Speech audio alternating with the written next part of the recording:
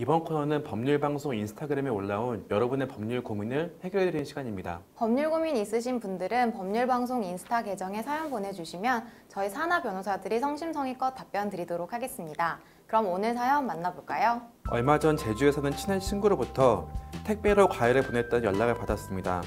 그러고 얼마 후 집 앞에 택배가 와 있어 열어보니 오렌지더라고요. 그래서 저는 친구가 보낼 거니 하고 가져와서 먹었습니다. 그는 다음 날 앞집 여자가 배를 시끄럽게 눌러 문을 열었는데 다짜고짜 집안으로 들어와서는 우리 집 오렌지 어땠어? 도둑질해서 먹으니까 더 맛있어? 뭐라고요? 지금 무슨 소리 하시는 거예요?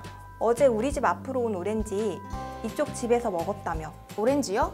아, 그거 저희 집에 온 택배인데?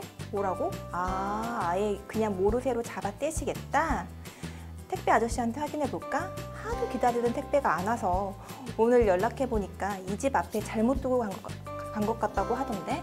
뭐라고요? 잠시만요. 그제서야 어제 온 택배 상자에 적힌 주소를 보니 앞집 주소가 적혀 있더라고요. 그때서야 어떤 상황인지 알 수 있었습니다. 정말 죄송해요. 저도 친구가 과일을 택배 보냈다고 해서 당연히 저희 건 줄 알고 먹었어요. 아이고 이번이 한두 번이 아니지? 우리 집 택배 물건이 어쩐지 하나 둘씩 없어진다 했어. 뭐라고요? 아니 이봐요. 주소 확인 못하고 먹은 건 미안한데 말씀이 너무 지나치신 거 아니에요? 저한테 이러지 마시고 배송 잘못한 기사님한테 따지시던가요. 아 됐고 절도죄로 신고할 테니까 그렇게 알아. 그러더니 현관문을 쾅 닫고 나가버리는 겁니다.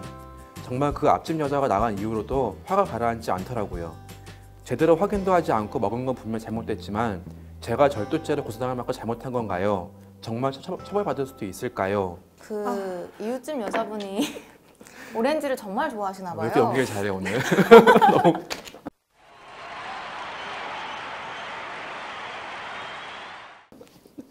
네, 그 앞집 여자분이 빙의하신 줄 알았습니다. 힘드네요. 평소에 오렌지를 좋아하신다고 하더니 약간 좀 이입하신 것 같아요. 감정이 좀. 좀 사주세요. 오렌지요? 오렌지 좀. 네, 오늘 양쪽에 계신 분이 다 옷도 약간 좀 오렌지 나무처럼 입고 왔어요. 갈색 깔려 이렇게 입고 오셨는데요. 보니까 가을 톤이란 말이에요. 이걸 오렌지 나무라니. 오렌지 나무? 제가 또 초록 색깔 넥타이 메고 와서 셋이 색깔 나무가 이렇게 같이 있는 것 같아요. 갈색깔, 초록 색깔 좀 섞여 있어서. 진짜 아무 말이다. 자, 사연으로 돌아와서 아니 근데 이렇게 화낼 일은 아닌 것 같은데 택배 도둑을 많이 맞으셨나 봐요. 그러게요. 그러니까는 이제 이렇게 마주 보는 집에서 이렇게까지 화낼 일은 아닌데 격양되어 있는 게 아닌가 싶은데요. 그러니까 이게 뭐 앞집 여자분께서 사연자분도 화를 낼 것이 아니고 잘못 배달한 택배 기사님께 화를 내면 이해를 하겠는데 왜 이렇게 화를 내는지 모르겠는데요. 아마 좀 오렌지를 너무 좋아하시는 것 같아요. 앞집 여자분께서 한두 개도 주기 힘들 만큼 좋아하시는 것 같은데요. 고변호사님도 어떻게 이런 상황이 되면 좀 오렌지를 좋아하시는 분으로서 어떨까 화가 날 것 같으세요? 어떠세요? 사실 이제 웬만한 다른 택배면 조금 넘어갈 수 있는데 먹는 건 좀 예민하기 때문에 그 회사에 택배가 너무 많이 와요. 것 회사에. 그만 좀 시키세요. 그 냉장고에 다이어트 식품이 참 많잖아요. 중간에 넣으신 게요. 네, 맞아요. 변호사님 네. 이제 다이어트 식품 사시는 거 좋아하시잖아요. 네 먹는 건 별로 좋아하지 않고 사는 것만 좋아하는데요. 네. 여러분들도 많이 드시잖아요. 네, 덕분에 잘 먹고 있습니다. 네, 배고플 때마다. 저는 베푸는 걸 좋아해요. 나도 여자랍니다.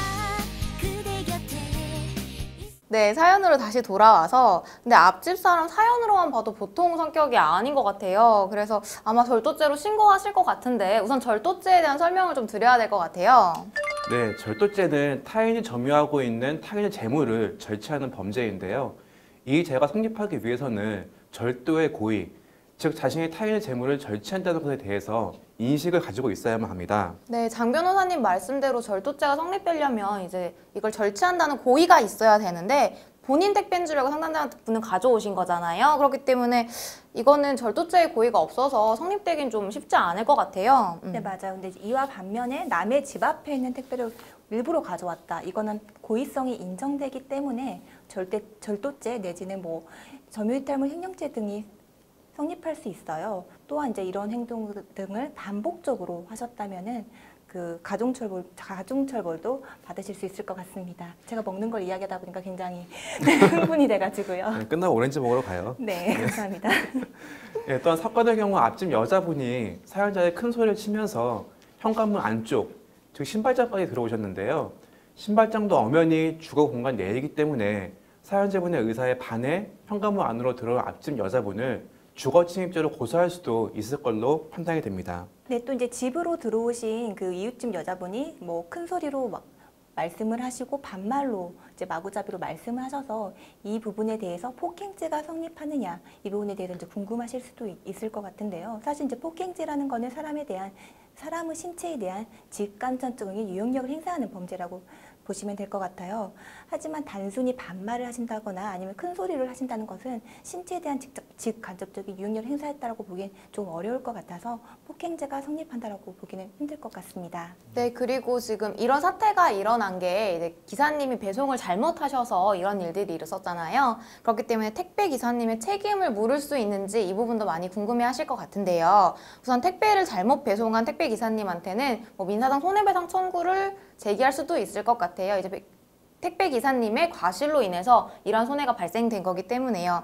다만 택배 이용 약관에 최대 보상액을 기재되어 있을 거예요, 아마. 그렇기 때문에 전액을 다 보상받기는 좀 어려우실 거고 일부 금액을 배상받을 수 있지 않을까 싶습니다. 네, 지금까지 가볍게 이야기를 나눠보았는데요. 앞준 여자분이 사연자분을 절도죄로 고소한다고 하더라도 절도죄가 성립할 가능성은 거의 없는 걸로 판단이 됩니다. 오히려 사연자분께서는 앞진 여자분을 주거침입죄로 형사 고소하는 방안도 생각해 볼 수 있을 것이고 그럴 경우 앞진 여자분은 형사처벌을 받게 될 가능성이 높은 걸로 판단이 됩니다. 만약 법률 고민 있으시면 혼자 고민하지 마시고 법률방송 인스타그램에 사연 남겨주시면 저희가 성심성의껏 답변 드리도록 하겠습니다.